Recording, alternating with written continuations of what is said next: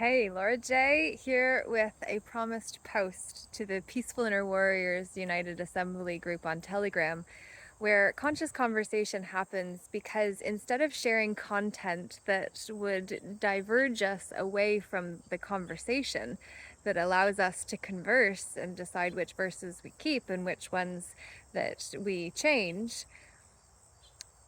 we actually stay in the conversation for the most part. There is still content that is shared, but no crypto and no COVID. So that includes politics. If it's out of us, it's not inner oriented, and that is what our group is about. So that being said, why I wanted to make this message is because it is about branding.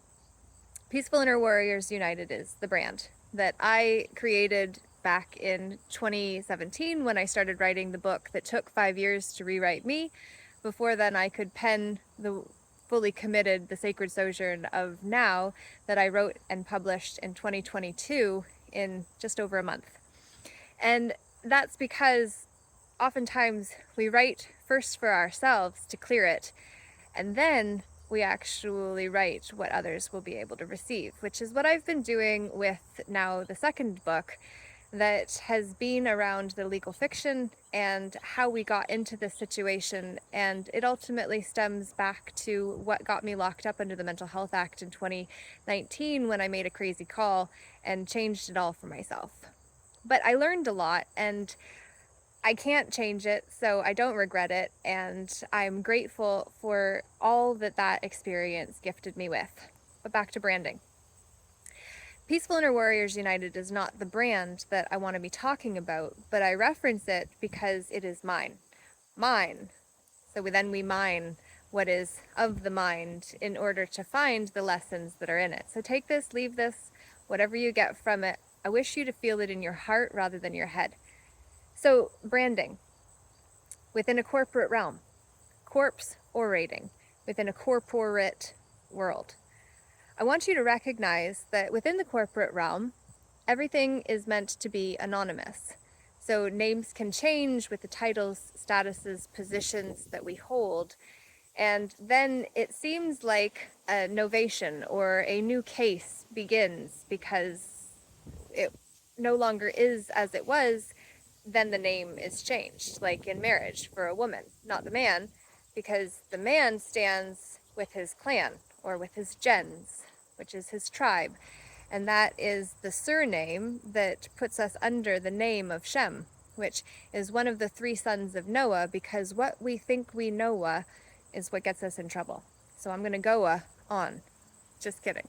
But seriously, Anita Roddick is a prime example of the dangers of the corporate realm. And I've been having this conversation with people privately, offline, in my life, and I wanted to share it because it's very relevant to this whole corporate fiction and the way that we engage with people that we know, like, and trust, which is who we like to do business with. As John Maxwell, who is the brand behind the certification program, I am trained as a coach, teacher, speaker through. Back in 2011, I joined and got certified in that program. But he's the one that says people do business with people they know, like, and trust. So, why that's relevant is Anita Roddick actually founded The Body Shop. And she was a purist where it came to having healthy ingredients in natural products. And she stood by that and made the brand what it is or was before she died. And it was then bought by L'Oreal, who took the brand and then filled the products with all of the chemical nasties that other products in their lines use. But people got confused because it was brandished under Anita's brand of The Body Shop that people trusted because they trusted the brand. But it no longer stands under the same leader. And therefore, when the captain at the helm of the ship changed, the people were the ones that were duped because they didn't know the difference between the products that Anita agreed to put out compared to the products that came out after a different leader was leading. So it's very important for us to recognize that brands get established by people that people actually want to follow, which is how they gain the energy in order to grow. When that leader is no longer there to say, no, no, no, no, no, not going to happen, somebody else gets to say, all right, just slip it in quiet. Just don't mention it. Don't pollute the brand, just pollute the products that come under the header of the brand, and maybe it will take people time to recognize. So I learned this because when I lived in England, I was a Neil Jard Remedies organic consultant. So I learned a lot about natural products, and I've always been really interested in all of that, but haven't put my energy into that direction beyond my time in England when I was really passionate about the products because I believed in the brand.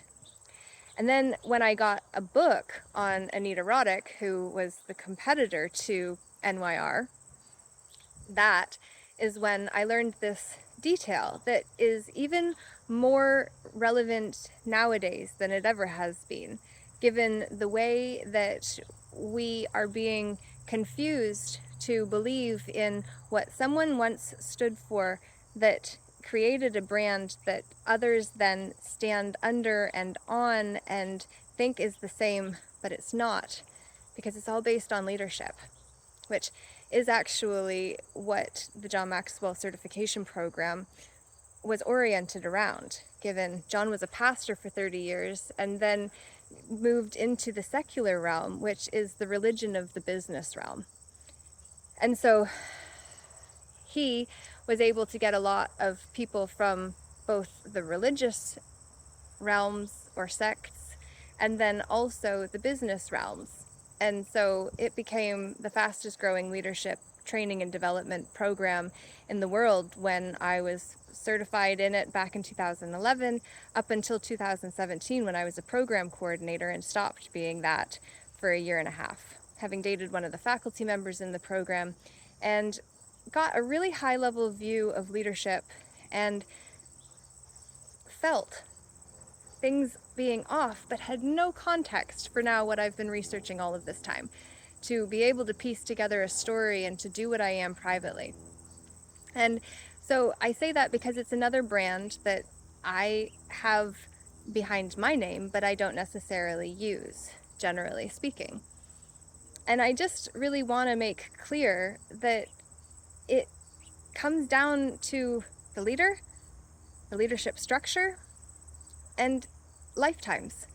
Because the life of the leader is ultimately what keeps them in their position of power. And if we have not actually claimed the right to be a living soul in writing to the Pontiff Maximus who claimed us all through the Cestui Que Trust Act of 1666 when we were all declared dead and lost at sea, well, then what are we going to be?